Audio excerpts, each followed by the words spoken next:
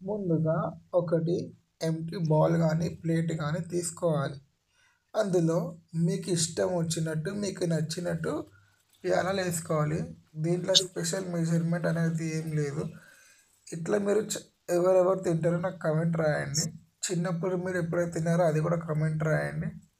అలాగే ఈ వీడియోని షేర్ చేయండి. నేను దాని తర్వాత లైట్గా నాకు ఉట్టి పేలాలు తింటే టేస్ట్ రాదు కాబట్టి నేను బయట మార్కెట్ నుండి ఒక 25 రూపీస్ కొనుక్కొని ఒక పాలక్ పప్పు తీసుకొచ్చిన. ఆ పాలక్ పప్పు వేసి దాంట్లో కొద్దిగా లైట్ వేసి దానికి మంచి